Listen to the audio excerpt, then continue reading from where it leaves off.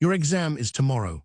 Right now, the notes are open in front of you, and something quiet is starting to build behind your ribs. You're rereading a line you've already read twice tonight. It looks familiar. It even sounds right in your head.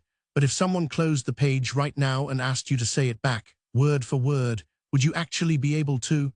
That one question matters more than anything written on that page. And in the next few minutes, it's going to change how you spend the rest of tonight. Here's the strange part. The feeling of I know this and actually knowing it are two completely different things happening in your brain. One is called recognition, the other is called recall. Recognition is easy. Your eyes see the sentence, your brain matches it to something it saw an hour ago, and you get a small, satisfying hit of familiarity. That familiarity feels exactly like understanding. It isn't. Cognitive psychologist Stephen Chu has spent years studying why students who feel completely prepared still walk out of exams stunned by their own blank page. He calls this the illusion of competence. You mistake familiarity for mastery. You close the textbook feeling ready, and your brain quietly hands you a false report card. So why does this happen the night before an exam specifically?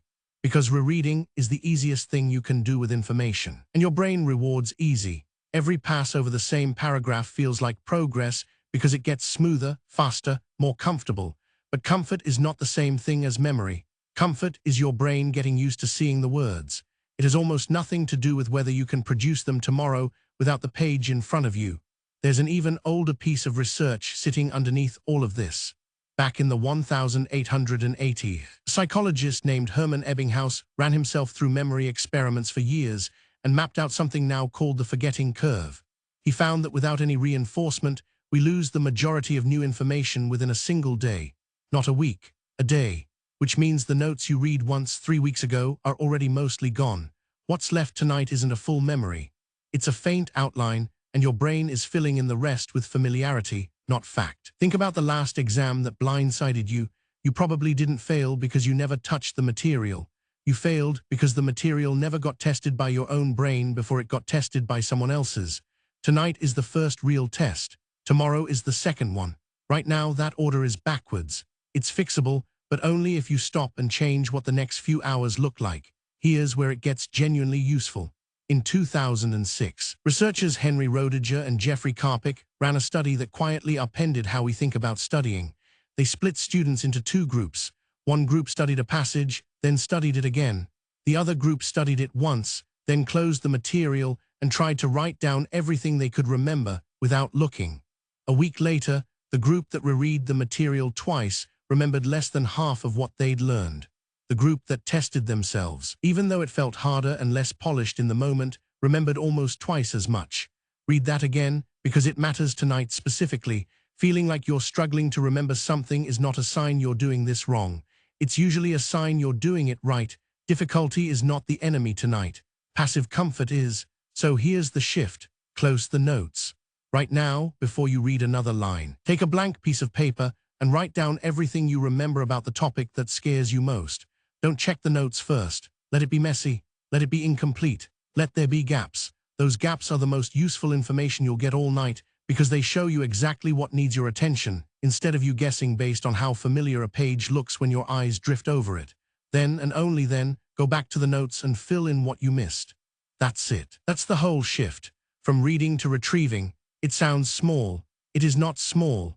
It is the single most well-documented difference between students who walk into an exam calm and students who walk in hoping they remember enough.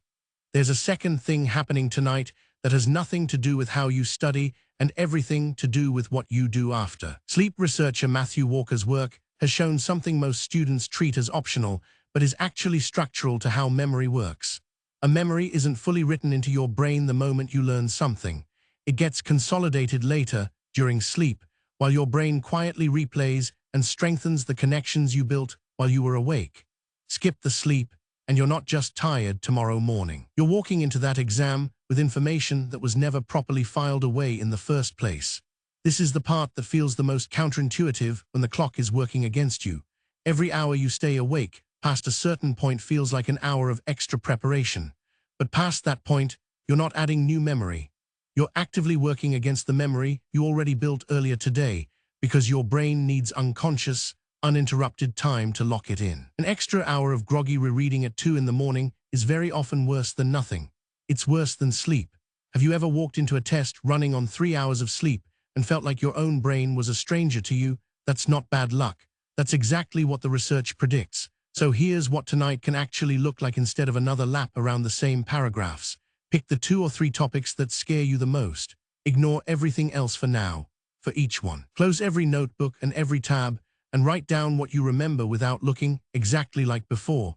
Check what you got wrong or missed against the real notes. Go back to only those gaps, not the whole chapter, and study them specifically. Then do that same blank page test again in 20 minutes. Something happens the second time that didn't happen the first. The gaps get smaller. What stays in your head actually stays, instead of sliding back out the moment you close the book. Do this for each subject you're worried about, one at a time, in short blocks with a 5-minute break in between. Not because breaks are a nice idea, but because your attention genuinely degrades the longer you sit still on one topic, and a tired, distracted read of the same page is not the same as a fresh one. Put your phone somewhere you cannot see it light up. Every notification is a small tax on the very attention you're trying to protect tonight. There's one more mistake worth naming because it's almost invisible while you're making it. Most students study one subject or one type of problem in a single unbroken block. Math problems in a row, then history dates in a row. It feels organized. It feels efficient. But researcher Doug Rohrer has run studies showing that mixing related topics together, a method called interleaving, produces better long-term recall than studying them in neat, separated chunks, even though it feels messier and slower in the moment. The reason is simple once you see it. Blocked practice lets your brain coast on pattern matching, guessing which method to use because it's the same one you used on the last 5 problems. Mixed practice forces you to actually decide every single time, which forces the same kind of real retrieval you're already using with the blank page. If you have 30 minutes left for math tonight, don't do 10 of one problem type in a row. Shuffle them. Let each one surprise you a little. If anxiety is the thing you're actually afraid of tomorrow more than the material itself, there's something worth knowing about that too. A lot of exam panic comes from your brain searching for memory it isn't sure exists and finding silence where an answer should be. That silence spikes stress, and stress narrows your ability to retrieve even the things you do know. Here's the quiet upside of everything you just did tonight. Every blank page you filled in, every gap you found and closed, is one less moment tomorrow where your brain goes searching and finds nothing. You are not just building memory tonight. You are removing tomorrow's panic, one retrieved fact at a time. Somewhere around midnight, stop. Not because you've run out of things to learn. Because the version of studying that happens after this point does more damage to tomorrow's version of you than good. Let your brain do the part of the work that only happens with your eyes closed. That's not giving up. That's the last and most important study technique of the night, and it's the one most students skip entirely. In the morning, resist the urge to reopen everything and cram one more pass in before you walk out the door. A fast, calm skim of your own handwritten gap list. The one you built by testing yourself will do more in 10 minutes than an anxious hour of rereading the textbook cover to cover. You already know more than you think. The problem was never how much you knew. It was that you'd never actually checked. It doesn't matter whether tomorrow's exam is memorizing dates for a history final, working through equations for a physics test, or recalling vocabulary for a language you've been learning all semester. The method underneath is the same. Because the problem underneath is always the same. Your brain does not store knowledge the way a page stores text. It stores a rough sketch, and it rebuilds the full picture every time you try to recall it. The more times you've successfully rebuilt that picture from nothing, the more solid it becomes. The more times you've simply looked at the finished picture someone else already drew for you, the flimsier it stays, no matter how many times you looked at it. You are not walking into this exam because you crammed the hardest or read the most pages. You are walking into it because somewhere in the last few hours, you stopped reading and started testing yourself, which is the closest thing to a rehearsal that exists outside the exam room itself. Every time you struggled to pull an answer out of your own head instead of off a page, you were doing the real work of memory. Every time you let yourself feel behind instead of comfortable, you were quietly becoming more prepared than the version of you that felt falsely confident an hour earlier. Your exam is tomorrow, but the version of tonight that actually matters isn't the one where you read the most pages. It's the one where you closed the notes, picked up a blank sheet of paper, and found out, honestly, uncomfortably, and in time to fix it, what you actually knew.